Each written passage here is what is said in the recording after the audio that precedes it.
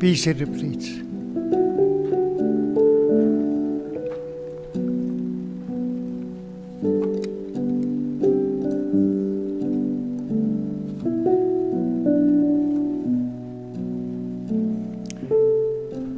Welcome. My name is Tad Mitsui. I'm Bob's friend of a friend. I've been honored to be asked to conduct this gathering to say goodbye and remember Barb lovingly and have some time of comforting each other.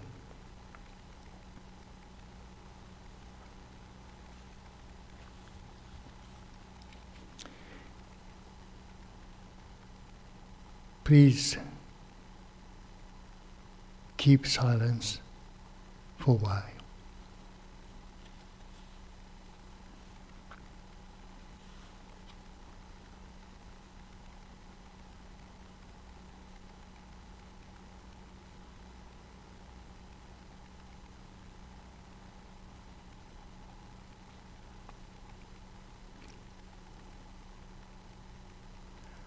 I'll call upon Garrett to come up and to read the eulogy.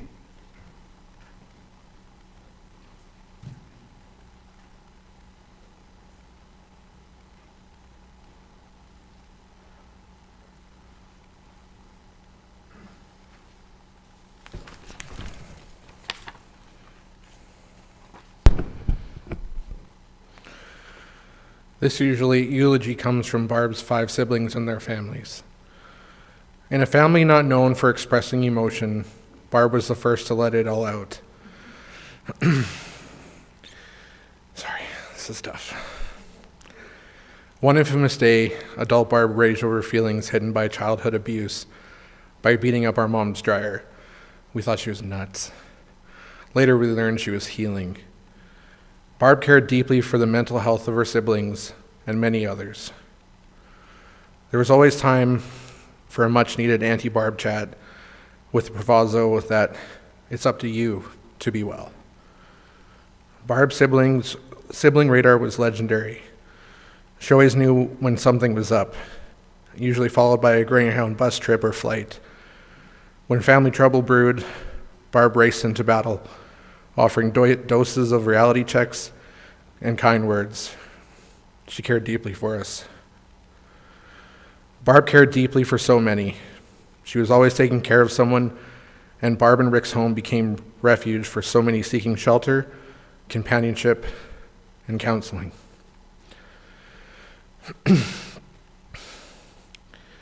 Barb was inclusive before inclusive became fashionable. As a teacher, she worked to include all of her students in activities and the learning process.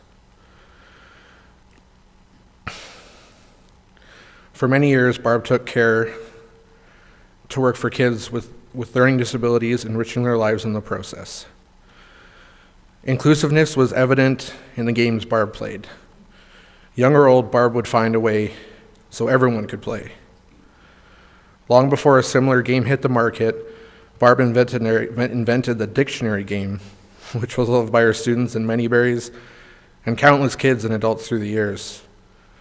It involved wordplay, Barb snorts of laughter, and sometimes a Japanese shelving unit.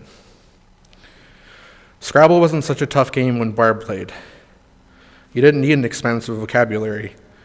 You could make up a word as long as you could provide a humorous definition of it. Or you could do away with vowels altogether. And who could forget the dreaded two-pair Barb invented for Yahtzee? And if you blew it, you could always scream into an ever-present screaming towel.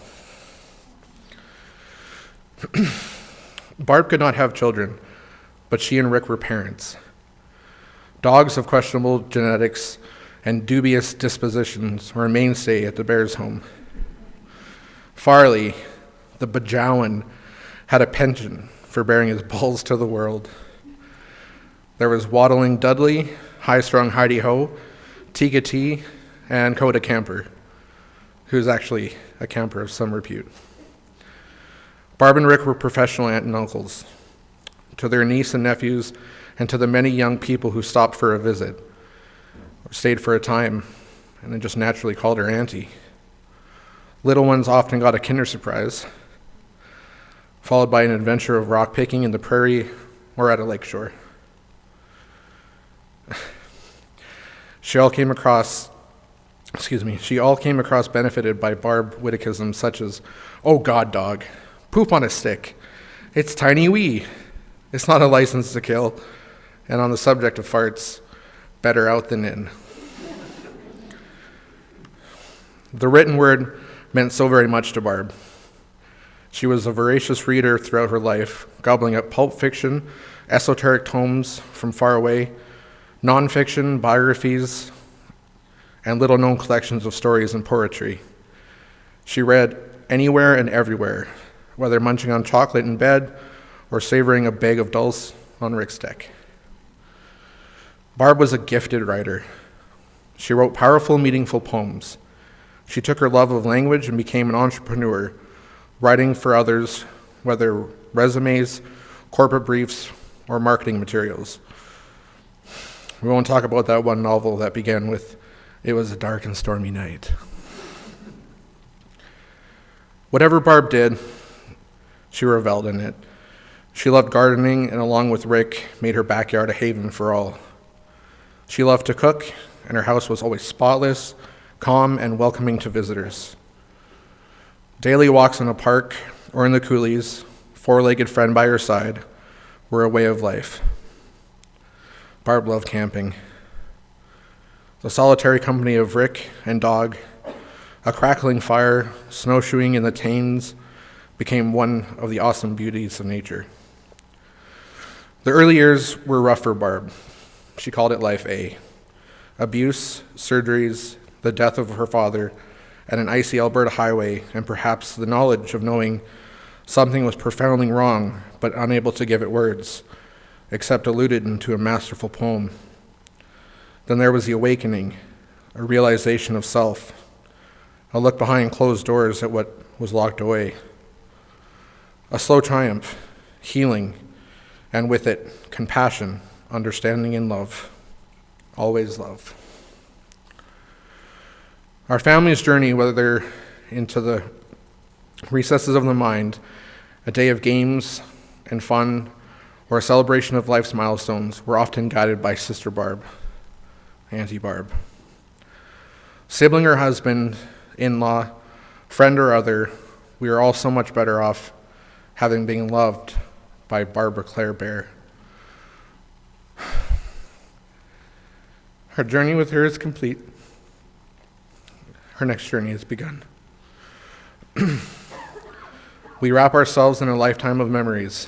Bob, Stan and Leslie, Janet and Floyd, Paul and Michelle, Dave and Jackie.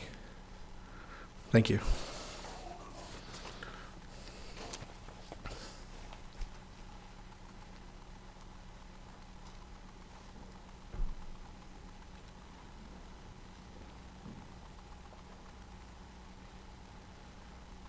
The writer family will sing us a hymn.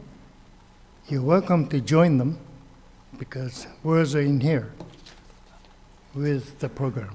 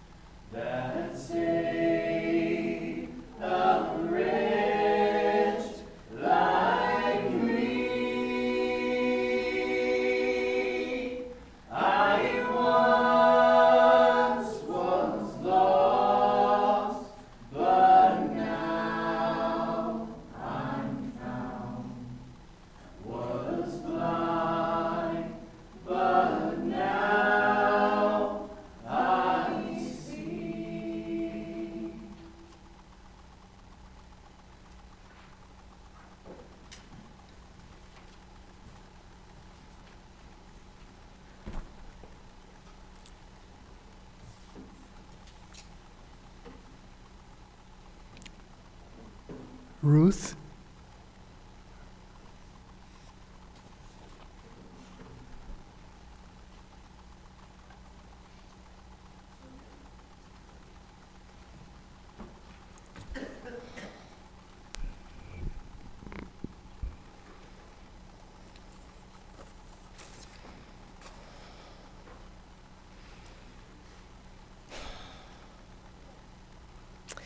If we are here today, it means that we've been gifted by one of life's very special treasures. That treasure was knowing Baer. Rick and I are fairly sure it wasn't the coffee that brought y'all out here today. Family and the people in her life were very important to Barb. She was truly interested in what people had to say. She would start conversations with you rather than wait to be approached. Gracious, appreciative, and always excited to attend social gatherings. That was our Barb. Whether these were family gatherings or a meeting of the gang, she was always happy to be there. Her sense of humor was not missed by those around her. Her laughter could and would fill the room. She worked very hard and went out of her way to ensure that everyone who needed a holiday meal had one. As time went by, Rick and Barb used their many talents to offer drive-through and delivery options to these events. My family was lucky enough not only to share in the holiday events, but many Sunday evening meals at the Baer household. It became a very safe place, not only for me, but for my children, Carly and Nathan. When Scott was in the Foothills Hospital, we had to share some unfortunate news with our family. Both of our children were at home in Lethbridge at the time. I was pretty determined to throw on my Superman cape and make a round trip to Lethbridge to share the news personally. Scott patiently convinced me that Carly and Nathan would be okay at Rick and Barb's for supper, and it would be okay. Rick and Barb would answer their questions, help them understand, and most importantly, make sure they knew they were loved. I laid my cape down and made arrangements to FaceTime them over the dinner hour. Scott was right. Barb ensured that they were more than just okay. Carly and Nathan enjoyed the many meals Barb shared with us. However, they learned quickly to be aware of dessert options at the Baer household. If Barb stood in the kitchen with a smile on her face and a twinkle in her eye, be careful. Even more dangerous if she started to brag about her incredible baking skills. Even worse if she offered you sponge cake. My kids realized that is exactly what you got, a sponge with very thick icing. They soon learned to inquire about what was on the menu and if Barb had personally prepared the dessert or not. Lethbridge was fortunate that Rick and Barb made the decision to move from Grand Prairie during Christmas of 2004. They moved down to support Rick's parents, the late, great Fred and Netta Baer. Barb's compassion and respect for family members did not end there. She also showered her support to many other aunts, uncles, and family members. The list would include, but not be limited to, Jim and Nellie Hutton, Corny and Barb Martins, Vera Linders, and of course, my very own mother-in-law, Louise Ryder. Barb and Rick also stood close to many other friends and family going through different and difficult challenges. It would be safe to say her love was shared freely and felt by many. Now, I can't keep going without mentioning Barb's own kids, of course. Yes, I'm talking about the four-legged, furry rescue dogs that were lucky enough to finish their lives in the Baer household. I only have time to mention a few, but please know that there was more. Farley was one of the first. Barb's description was that he was a large-headed, small-bodied dog that looked like he was always going to tip over. Barb commented frequently it was because he was gifted that he didn't tip. Dudley couldn't keep his tongue in his mouth if he tried. But he was lucky enough to enjoy 22 years under Barb's watchful eye. Heidi was the drama queen, who was quick to ensure she got all the attention. Whether this attention was rightly deserved has definitely been discussed. But Coda was the current favorite. This is a special one. Barb left her to take care of Rick as it became her time to leave us. In hindsight, Barb was considerate of everyone and did not discriminate. She maintained a high standard of ethics and integrity. She was a very special, lovely woman, a treasure gifted to us to make our lives better, and that she did. Barb, we know that you have left us far too soon, but we want to say thank you and let you know that we so loved and appreciated you.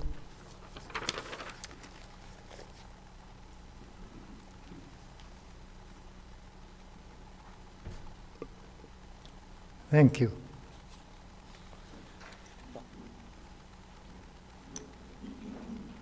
Music.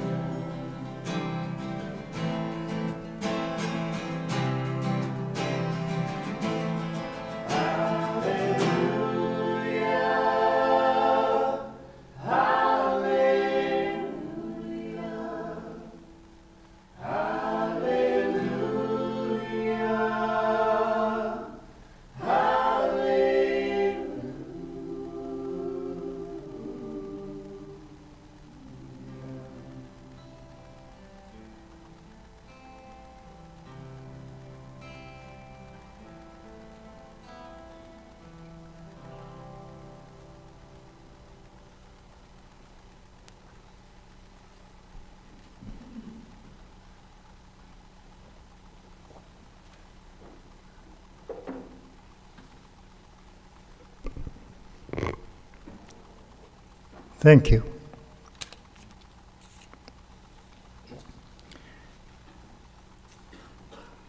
I met Barb when she came to a small Bible study group that I have every month at Southminster United Church.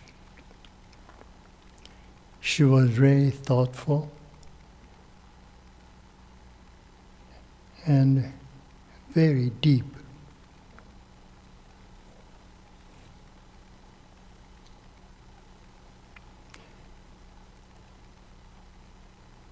There is a passage in the Old Testament, what we call Hebrew Bible, which fits her character very well.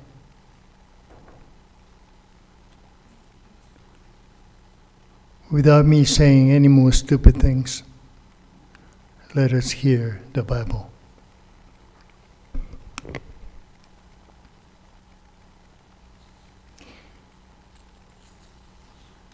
There is a time for everything, and a season for everything, and every activity under the sun. Time to be born, time to die, time to plant, and time to uproot and harvest. Time to kill, and a time to heal. A time to tear down, and time to build.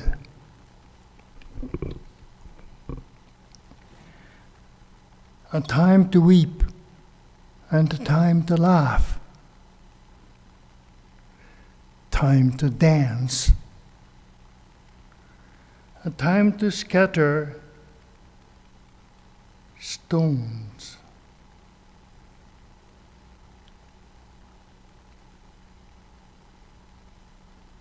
And time to gather them. A time to embrace and time to refrain. A time to search and time to give up. A time to keep and time to throw them away. Time to tear and a time to mend. A time to be silent and time to speak. Time to love and time to hate. Time for war and a time for peace. There's a sage in Tokyo, Japan, towards the end of the 19th century. His name is Matsuo Basho. It's very strange, the name Basho. It means banana tree. Banana tree in Tokyo? Apparently, somebody gave him banana plant, and he planted it in his backyard, and it grew. And he had no idea that if it was planted in a warmer place, it would give a fruit.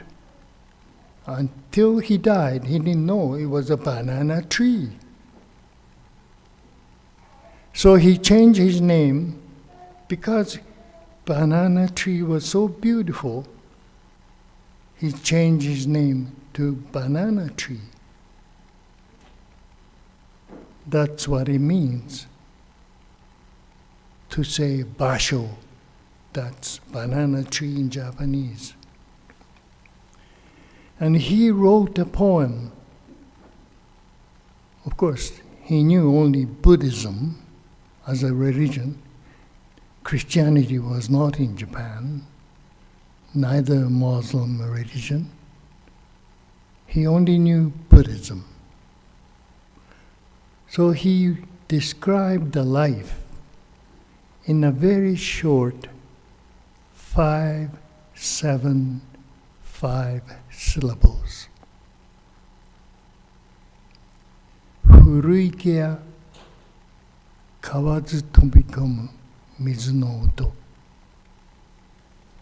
I'm sure you know this.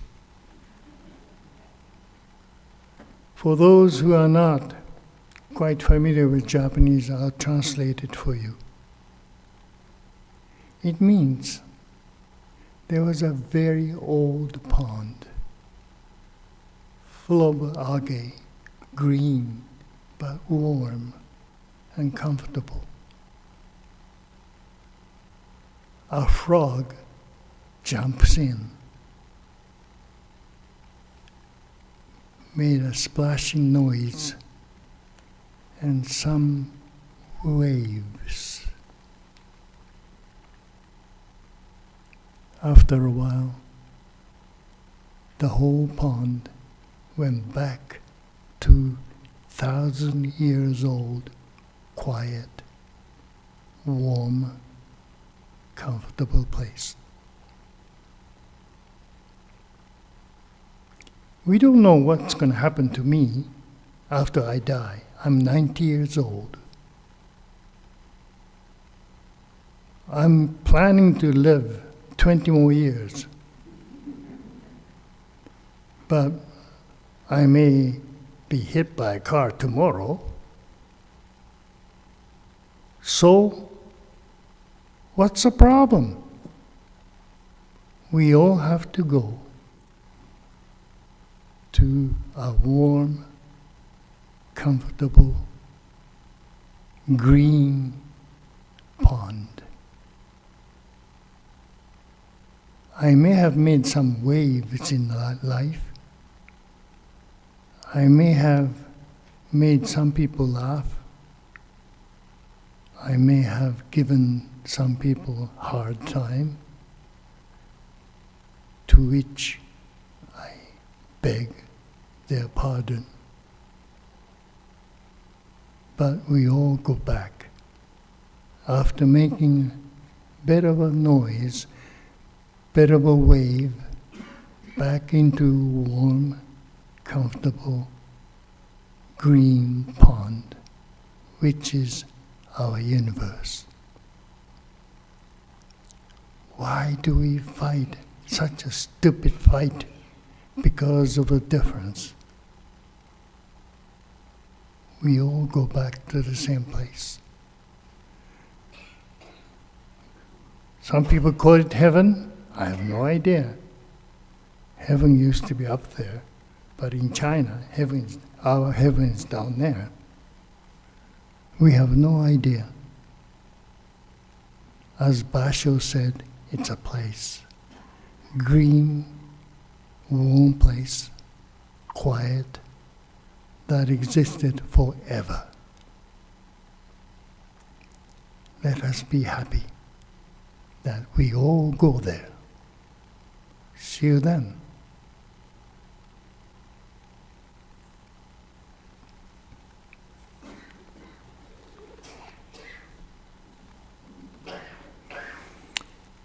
After this,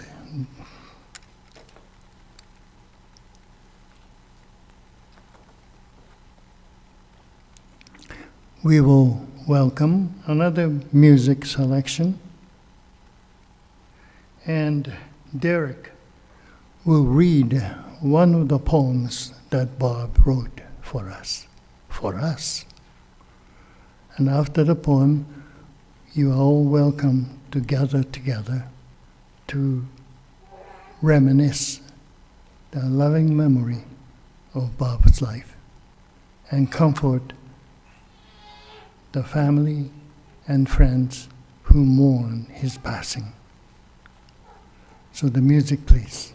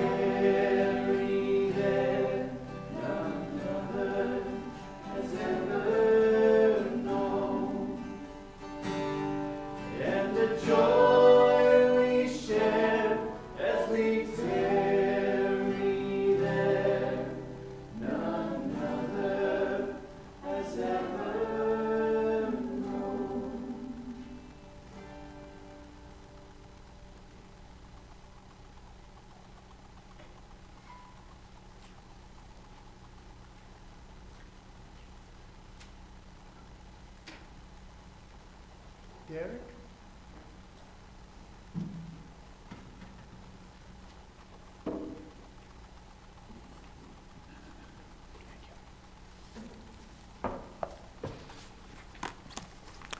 My name is Derek Redman, and I'm truly honored to be here today to participate in this service. But before I begin, I have a confession. I am a member of a gang. There was reference made to the gang in the program. There was reference made to the gang in the service, and I am one of those gang members.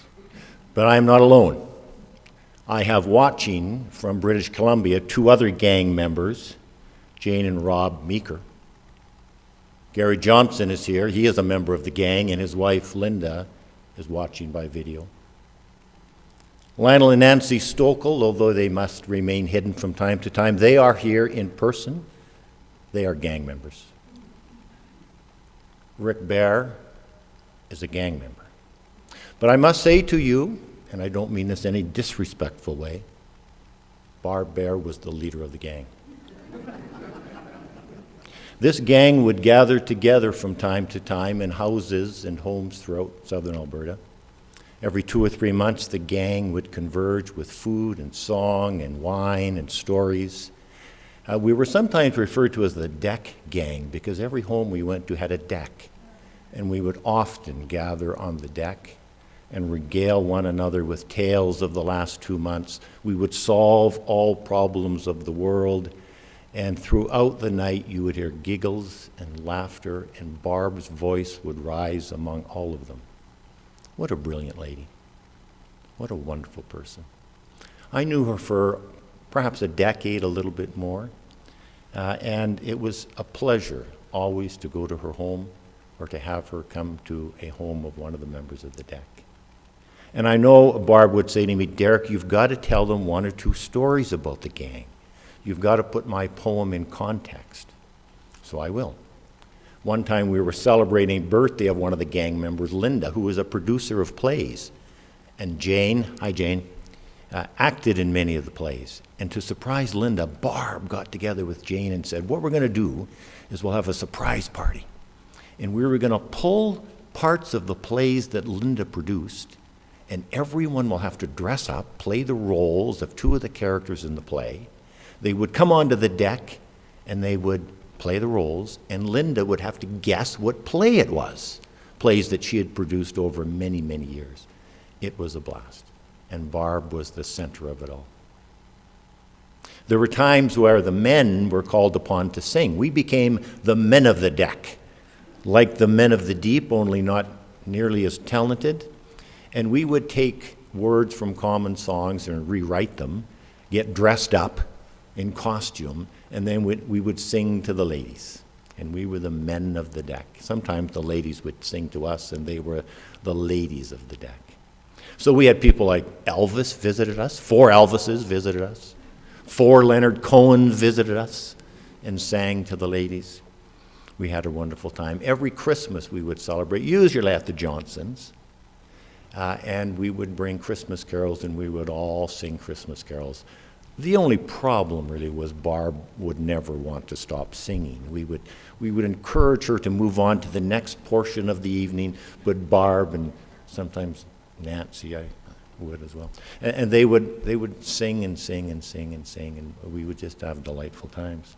Barb's gift was manyfold, but one of the things that she would do, if she was going to someone else's home, she would gift them with a poem.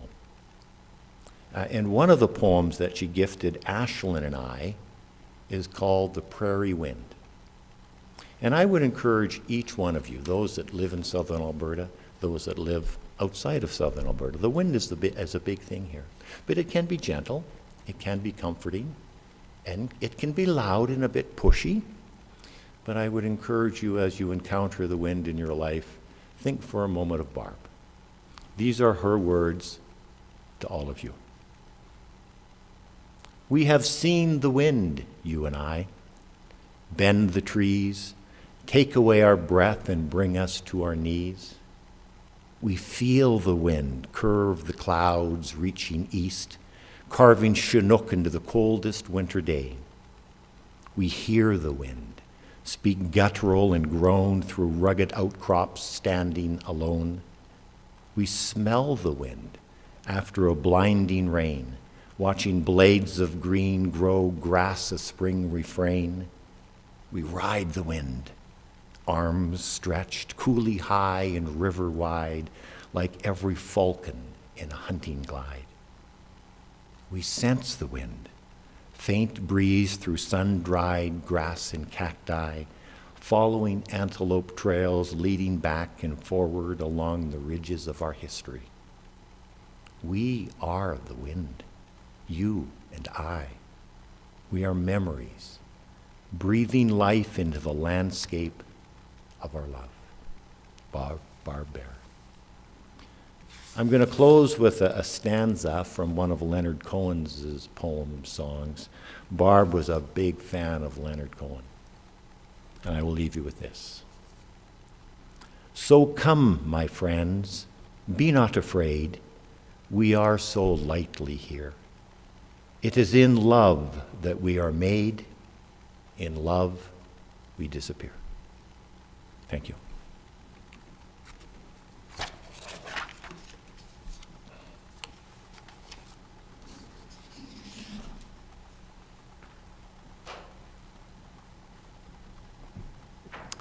Thank you, Derek. This concludes our celebration of life of Baer. And Martin Brothers is inviting all of us to gather together for reception. Let us continue our conversation and remember Barb. Thank you for coming.